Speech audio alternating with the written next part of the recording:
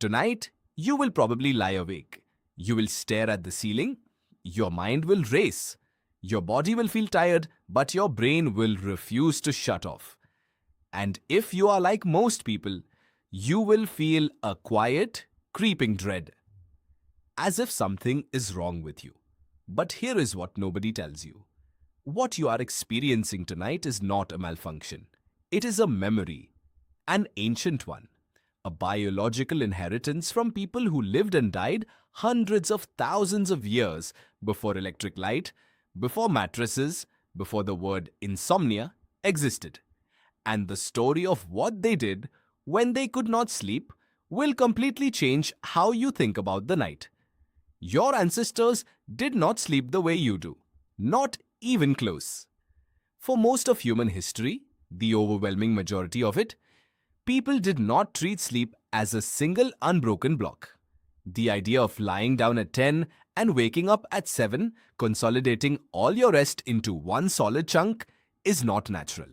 It is a product of the Industrial Revolution, of artificial light, of alarm clocks and shift schedules, and the modern demand that human biology conform to economic systems.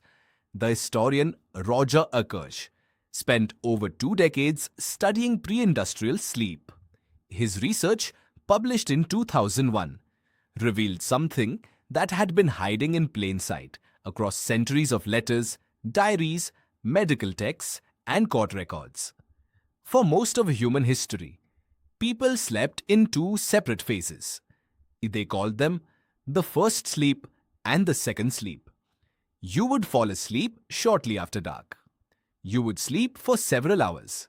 Then, somewhere around midnight, you would wake up. Not because something was wrong, because your body expected to wake up. And then, something remarkable happened. You would lie in the dark and think. Not anxiously, not desperately, just quietly, softly think.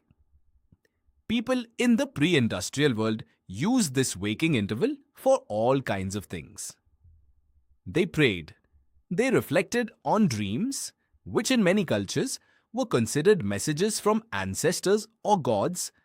They talked quietly to the person sleeping beside them. Some got up and visited neighbors whose windows were still glowing. Some read by candlelight, or wrote letters, or took short walks in the dark.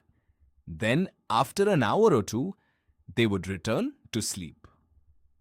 The second sleep, and they would wake at dawn, rested. What you call middle of the night wakefulness, your ancestors called ordinary. They had a whole language for it, a whole culture built around it. Now here is where it gets stranger. When researchers began studying the sleep of people in pre-industrial communities with no artificial light, no screens, no schedules, they found the same pattern Ekirch had found in the historical record. Jerome Siegel, a neuroscientist at UCLA, studied 3 hunter-gatherer groups: the San of Namibia, the Hadza of Tanzania, and the Tsimane of Bolivia. None of them slept in a single consolidated block. All of them showed evidence of waking in the night, spending time in a calm, semi-conscious state, then sleeping again. Their total sleep time was often less than 7 hours. And almost none of them reported anything like insomnia. Let that sink in. The people who sleep closest to the way humans evolved to sleep are not distressed by waking in the night. They do not lie there, calculating how many hours they have left. They do not panic. They simply exist in the dark for a while, and then they sleep again. Now ask yourself, what changed? The answer is light. In 1879, Thomas Edison patented the incandescent light bulb. Within decades, the night began to disappear. Cities glowed. Factories ran around the clock. The industrial world decided that darkness was wasted time, that human beings should be productive or unconscious, and nothing in between. The 2 sleep pattern did not die slowly. It was crowded out. People were expected to sleep in one shift and work in another. And the quiet waking hours of the night were reclassified from natural rest to medical problem. The psychiatrist Thomas Wehr ran an extraordinary experiment in the 1990s. He took volunteers and removed artificial light from their evenings, giving them 14 hours of darkness every night for a month.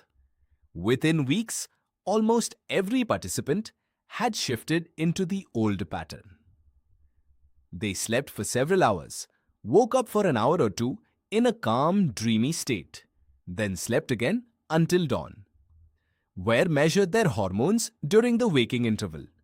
He found elevated levels of prolactin, a hormone associated with deep calm, with meditative states, with the quiet alertness of nursing mothers. The participants reported feeling neither fully awake nor fully asleep. They described it as a kind of peaceful suspension, a state between worlds. This is what your ancestors felt in the dark hours of the night. And your body still knows how to go there. Now think about the experience of lying awake at 3 a.m. Think about the specific quality of those thoughts, the way they drift and loop, the way time feels different, the way the world seems both more quiet and more pressing than it does in daylight. Researchers studying nocturnal cognition have found that human thinking in that pre-dawn waking window tends toward the introspective, toward memory, toward questions that feel too large for ordinary daylight. Matthew Walker, a neuroscientist at UC Berkeley and author of extensive research on sleep, has written about the way REM sleep and the transitions around it actively facilitate emotional processing, the way the brain uses these liminal states to work through experiences that conscious waking thought cannot easily reach. Your ancestors knew this, not in the language of neuroscience, but in the older language of lived experience. The night waking was considered a time for spiritual reflection precisely because something real was happening inside the brain. Something that could not happen as effectively in full daylight, with the world pressing in on all sides. The philosopher and anthropologist Charles Foster has argued that humans have a fundamentally nocturnal intelligence, a way of thinking that only opens in darkness, and that modern culture has systematically suppressed it by treating all wakefulness as either productive work or failed sleep. Which brings you back to tonight. When you lie awake, your brain is not broken. It is not failing you. It is doing something it has done for hundreds of thousands of years. It is opening a door that your ancestors walked through every single night.